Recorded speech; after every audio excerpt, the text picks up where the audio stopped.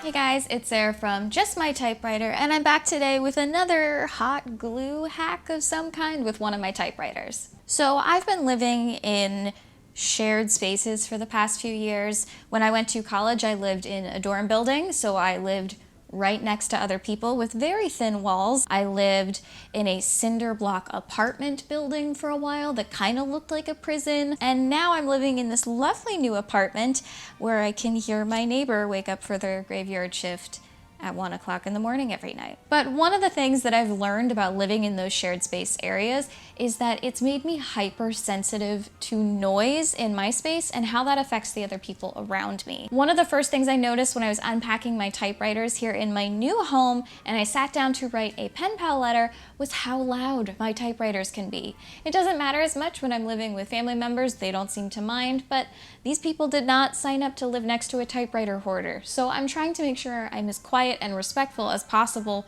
with my typewriters. I sat down to write a pen pal letter on my 1955 Smith Corona Skyriter, which I got from Austin Typewriter Inc. They sent me this Skyriter after I did their podcast interview, and I love this machine. I've traveled with it to Disney World. It's just a really great little ultra portable machine. But one thing I was never aware of until I used it in my cavernous living room was how loud it can be. Here's a little type test of how loud this machine can be just using it for normal typing.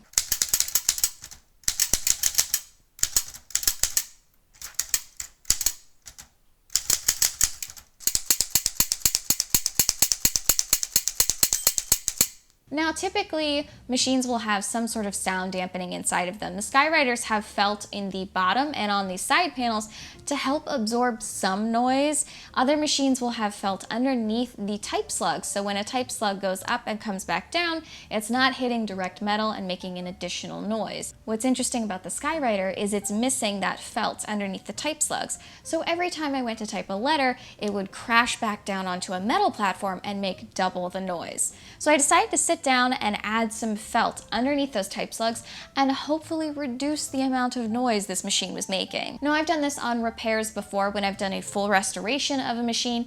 To me, it's a pretty easy fix. You just get some felt. I use felt that's used for pianos on mine, but you can buy felt at the craft store and double it up to get the weight that you want. And I cut it to size and place it underneath the type slugs. Now, original felt would be screwed in or used with some sort of adhesive to get it into that metal plate that's underneath your type slugs.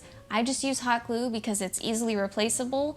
If somebody wants to remove it or replace it, it's super easy just to rip it off of there. And it's not doing any permanent damage to the machine because it's just hot glue. So I put in this little felt insert underneath the type slugs, and hopefully it did some noise dampening. So let's try that now.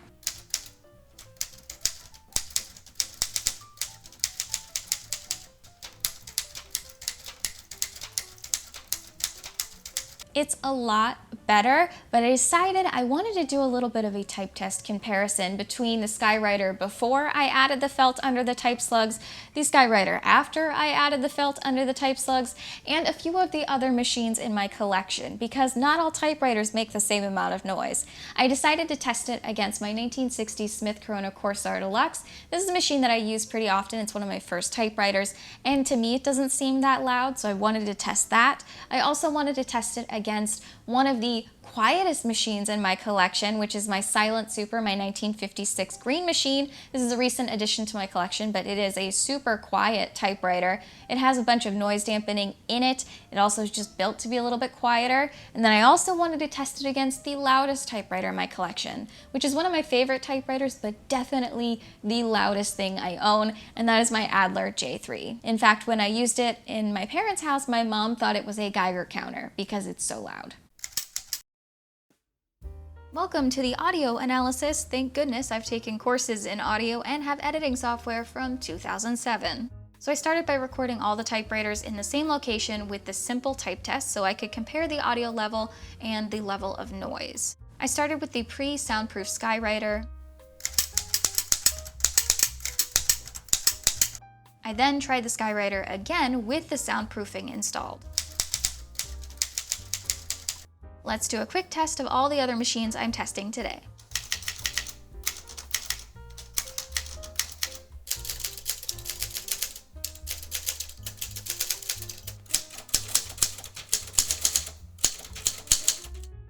I recorded all of these machines on a Zoom H4n hand recorder and a cardioid lavalier mic. I then took all of these track recordings and input them into my DAW, also known as a digital audio workstation, in Mixcraft, a very old audio editing software I've had since literally elementary school, so that we can compare the physical sound waves more visually. When lined up next to each other, you can see here the differences between each machine's audio. The first thing to observe here is the pre and post soundproofing. The top track is the Skyriter before I added the felt. When compared to the after, the biggest thing I noticed is the decay of the sound. So the top track has a much louder fall off of the sound of typing compared to the bottom track. That would be that type slug hitting back into that metal piece. The bigger the sound spike looks, the louder it is. I also compared the post soundproof to the Smith Corona Corsair. These are pretty similar at first glance. Post soundproof is here on that top track, but the Corsair is just slightly louder. We've also got the silent super track here on the bottom. You can see how those spikes just fall shorter than both the Corsair and the Soundproof Typewriter. This is definitely one of my quietest machines, and visually you can see how even when the loudest sound hits, it's quieter than most. However, you can still see these decay points between spikes.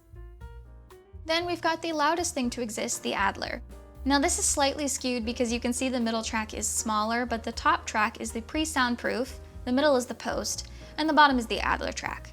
I think visually the pre-soundproof and the Adler recordings look more similar and therefore similar in sound, but even slightly smaller, it's very obvious that the post-soundproof track is much more dampened. For example, look at the little dark spaces between spikes. That's the decay of typing, the sound a type slug has coming back down to rest. That's almost completely eliminated with the soundproofing, which helps reduce overall noise. I bet you didn't know I had audio software from the early 2000s. So if you're looking to do some soundproofing in your typewriters, there's a few things you can do. You can always try typing over a typing mat. This is a piece of foam that goes under your typewriters. It helps your typewriters from sliding around, but can also prevent extra noise from coming out the bottom of your machine because it is a nice little buffer against wood surfaces. It helps keep the sound from bouncing off of those, but sometimes that doesn't work under every machine. It can actually cause typewriters to maybe not function all the way if they don't have a close bottom on them. You can try adding some felt inserts to the inside to absorb sound inside the machine, or you can check and see if there's any felt underneath your type slugs to see if that's what's causing the additional noise in your typewriter. So I hope this tip was helpful to you. It definitely helped soundproof this machine a little bit. Now I don't feel so bad about writing a pen pal letter on it in my apartment, and hopefully I don't annoy my neighbors too much. If you're interested in more typewriter content, I do have some other videos on this YouTube channel, and I also have an Instagram at just.my.typewriter. I want to thank you all so much for watching and remind you that you're just my typewriter.